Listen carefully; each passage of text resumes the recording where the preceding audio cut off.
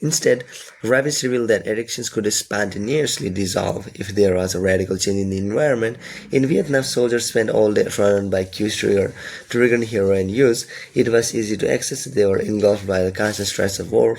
They built friendships with fellow soldiers who were also heroin addict, heroin users, and they were thousands of miles from home.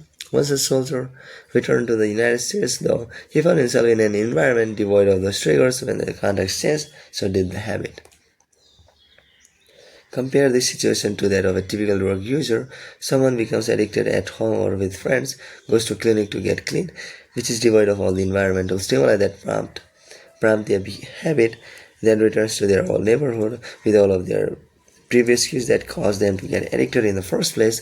It's no wonder that usually you see numbers that are the exact opposite of those in the Vietnam study. Typically, 90% of heroin users become re-addicted once they return home from rehab. The Vietnam studies ran counter to many of our cultural beliefs about bad habits because it challenged the conventional association of unhealthy behavior as a moral weakness. If you're overweight, a smoker, or an addict, you've been told your entire life that it's because you lack self-control, maybe even that you're a bad person. The idea that a little bit of discipline would solve all our problems is deeply embedded in our culture. Recent research, however, shows something different.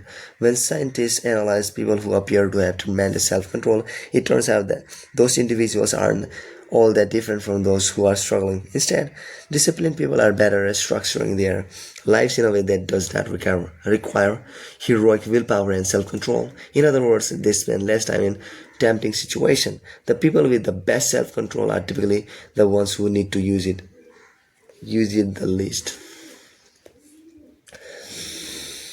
It's easier to practice self-restraint when you don't have to use it very often. So yes, perseverance, grit, and willpower are essential to success.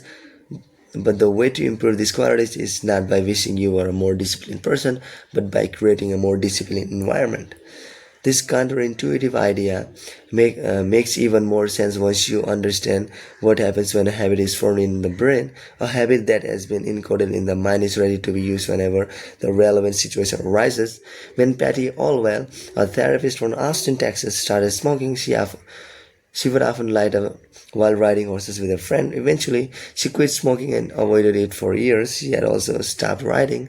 Decades later, she hopped on a horse again and found herself craving a cigarette for the first time in forever. The cues were still internalized, she just hadn't been exposed to them in a long time. Once a habit has been encoded, the urge to act follows whenever the environment cues reappear. This is one reason behavior change techniques can backfire. Shaming obese people with weight loss presentation can make them feel stressed, and as a result, many people return to their favorite coping strategy, overeating. Showing picture of blackened lungs to smokers lead to a higher level of anxiety, which drives many people to reach for a cigarette. If you're not careful about cues, you can cause the very behavior you want to stop. Bad habits are autocalyptic. The process feeds itself. They foster the feelings they try to numb. You feel bad, so you eat junk food. Because you eat junk food, you feel bad. Watching television makes you feel sluggish, so you watch more television because you don't have the energy to do anything else. Worrying about your health makes you feel anxious, which causes you to smoke to ease your anxiety, which makes your health even worse, and soon you're feeling more anxious. It's a downward spiral, a runaway train of bad habits. Researchers refer to this phenomenon as cue-induced wanting. An external trigger causes a compulsive craving to repeat a bad habit.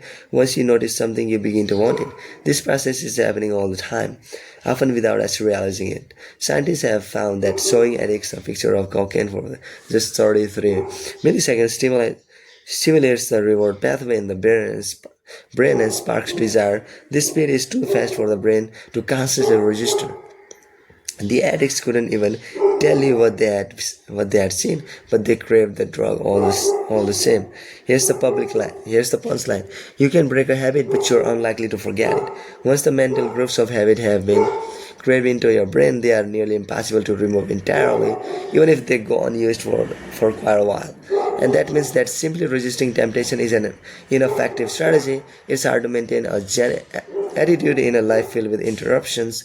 It takes too much energy in the short run. You can choose to overpower temptation. In the long run, we become a product of the environment that we live in.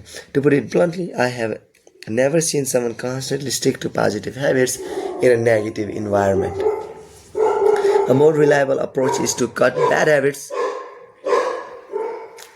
off at the source.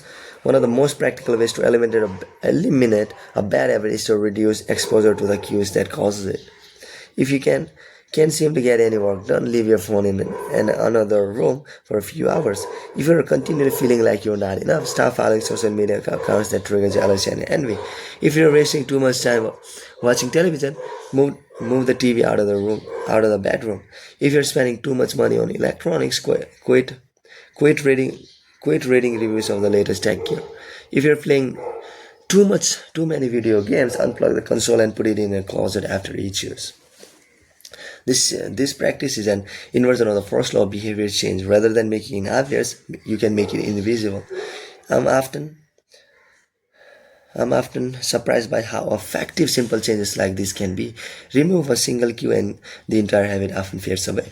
Self-control is a short-term strategy, not a long-term one.